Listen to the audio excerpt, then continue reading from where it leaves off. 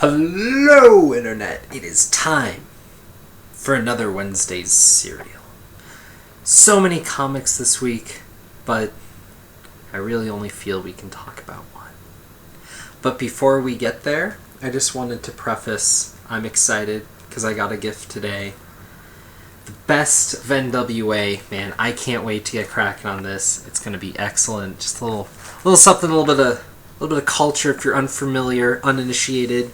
Check it out. So it's a wellspring for so much of what's come later in so many ways. Just something a little different, but yeah. So there's so many comics that came out this week. I think we all had a major pull list, a lot to take in. But man, there's just so many things this week that stood out on their own, things that were their own thing, but something was more anticipated. Something had more fervor than most books this week, and I think we should pay it some special mind, especially in light of some more depressing and lesser books that have come out as of late. Of course, I can be speaking of none other than the publisher that brought us 30 Days of Night, the Ninja Turtles reboot, and a whole slew of Transformers books. No, I'm of course talking about My Little Pony. It's a book that makes you re-examine the medium in so many ways. Now, I just want to, in some ways, step through this book, because, well, I know we all read it. And, of course, I know that we're all initiated to the grander mythos of the world, the equestrian dialogue, if you will. And for that, I think if we take a deeper look and really delve into the book, I'll see that we get so much more out of it. So, of course, we start off with the Cutie Mark Crusaders, Apple Bloom, Scootaloo, and Sweetie Belle, as they're looking once again for the Cutie Mark for, well, we'll pretend, the uninitiated. The Cutie Mark is when, of course, the pony finds their calling in life and they have a mark upon them to, signify what their gift to the world shall be. So, we start there, and then they're miraculously kidnapped in the night, and we move on to, our happy little town. There's a few little things here. We have our Phoenix and our kind of little Batman bit here. A few more up there. We can already see Rainbow Dash, and then the MIB ponies. I think Dr. Hooves is on here somewhere. It's all present. What's this? Apple Bloom looks disturbed. Actually, all the art looks a little disturbed in this book. I mean, just look at Rainbow Dash right there. That's disturbed. And, they're wondering what the hell's going on with every pony. So we move on, and then we get a little more horrifying art there.